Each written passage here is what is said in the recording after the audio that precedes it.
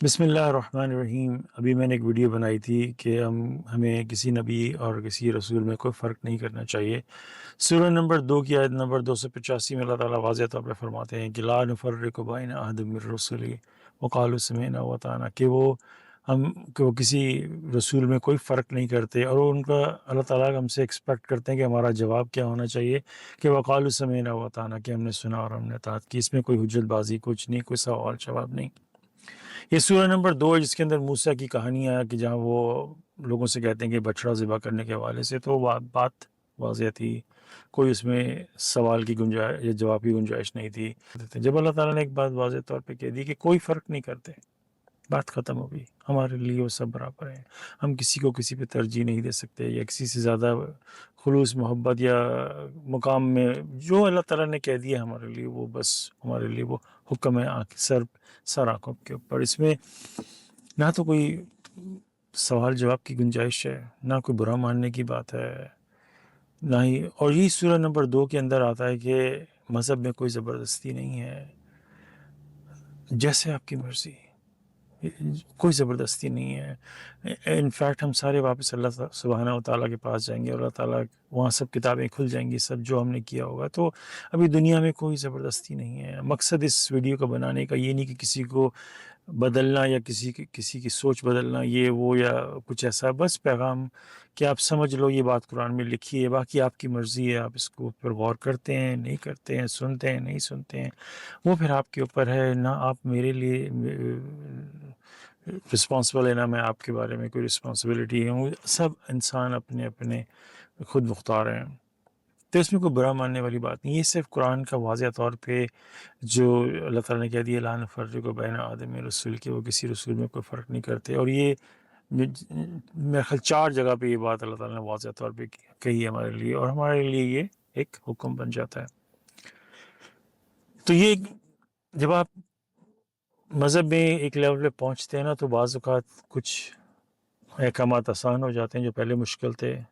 اور کچھ جو پہلے جن کے بارے میں اس کے بارے میں کوئی اتنا علم نہیں تھا وہ مشکل ہو جاتے ہیں۔ تو میں نے اپنے آپ کو یہ غور کیا کہ میرے لیے یہ حکم تھوڑا سا مشکل ہو گیا، لیکن آف کورس اللہ کا حکم سر آنکھوں پہ،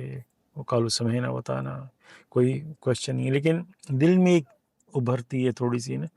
کہ کوئی کسی کا کوئی فیوریٹ ہوتا ہے، تو کسی سے زیادہ بندے کو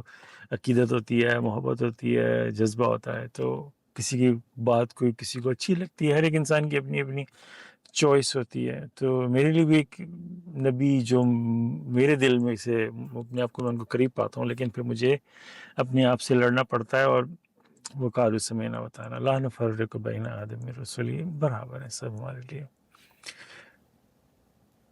تو وہ ہیں جو مجھے میرے دل سے قریب آتے ہیں، تو وہ ہیں ابراہیم، کہ ان کی وہ بات مجھے کہ اتنی مضبوطی کہ خالص اللہ کی عبادت میں اپنے آپ کو وقف کیا ہوا تھا، ہر بات صرف اللہ تعالیٰ سے، ان کی وہ جو ان کی جو سوچ بچپن سے لے کے جب یوتھ تھے وہاں سے لے کے، اور کیسے ان کو جب اپنی قوم کے پاس تھے، لڑکپن سمجھ لیں، ٹین ایجر، کوئی ایگزیکٹ ایج تو نہیں پتہ، لیکن یہ بہت ینگ تھے، ان کو آگ میں ڈال دیا گیا، کہاں سے نہیں گزرے۔ تو ان کی جو لیگیسی وہ اس کی طرف محبت جاتی ہے، لیکن پھر بھی لا نفرق بین احد من رسول، ہم نہیں کر سکتے، تو یہ اپنی جذبات روکنے پڑتے ہیں، ورنہ میرا دل ان کی طرف بہت مائل ہوتا ہے، بہت بہت زیادہ، لیکن روکنا پڑتا ہے۔ اگر یہ کمانڈمنٹ قرآن میں نہ بھی ہوتی تو ٹھیک ہے، کوئی بندے کو کوئی کسی کو زیادہ پسند کرتا ہے تو وہ میرے فیوریٹ ہوتے، لیکن اللہ تعالیٰ ہر چیز کنٹرول کرتے ہیں، اللہ تعالیٰ ہر چیز کو رن کرتے ہیں، سب تعریفیں اللہ تعالیٰ کے لیے ہیں۔ ایاک نعبد و ایاک نستعین، کہ آپ ہی کی عبادت کرتے ہیں اور آپ ہی سے مدد مانگتے ہیں، سب کچھ۔ ابراہیم کو جو ہدایت بھی ملی تو سورہ نمبر 21 میں اللہ تعالیٰ فرماتے ہیں کہ اللہ تعالیٰ نے گرانٹ کی تھی ان کو ان کی ہدایت، سب کچھ جو ہے ان کو کتاب ملی، جو بھی ملے، جو سب اللہ کنٹرول کرتے ہیں۔ ہمیں جو اللہ تعالیٰ نے فری ول جو فیصلہ کرنے کی کھلی اجازت دی ہے، وہ بس ہم فیصلہ کرتے ہیں، باقی سب چیزیں اللہ تعالیٰ کے کنٹرول میں ہوتی ہیں، تو ان کا وہ فیصلہ کرنا اور ان کے جذبات وہ چیز مجھے متاثر کرتی ہے۔ تو اگر یہ بات یہ قرآن میں احکام نہیں بھی ہوتا اور وہ میرے فیورٹ ہوتے، لیکن ان کو کوئی اگر میں ان کو اللہ تعالیٰ کے ساتھ کس طرح منسوب کرتا یا ان کی تعریف کرتا یا ان کو کسی طرح عبادت میں شامل کرتا، کچھ بھی کرتا، تو پھر وہ شرک میں داخل ہو جاتی بات۔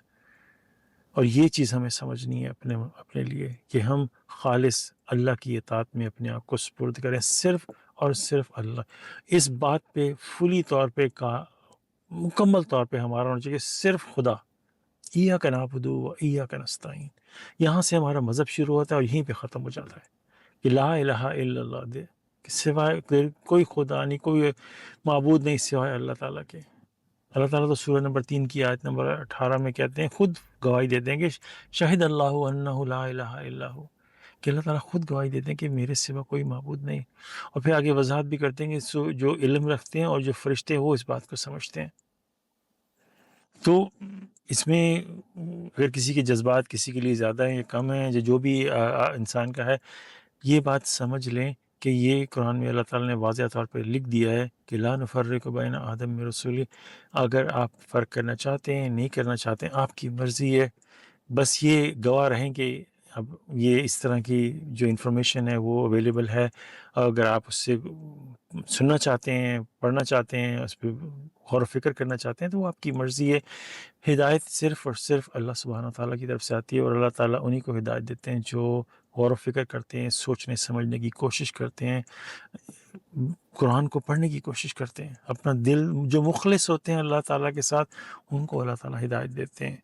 اگر کوئی بات بری لگی ہو تو معذرت کے ساتھ، کوئی اس میں زور زبردستی نہیں۔ اللہ تعالیٰ نے آپ کو فل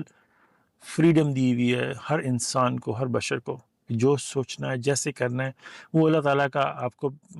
کو تحفہ ہے، میرے لیے بھی تحفہ ہے۔ تو اگر اچھی لگی بات تو غور فکر کر لیں، نہیں تو مرضی۔ ماشاء اللہ، پریز بی ٹو گاڈ۔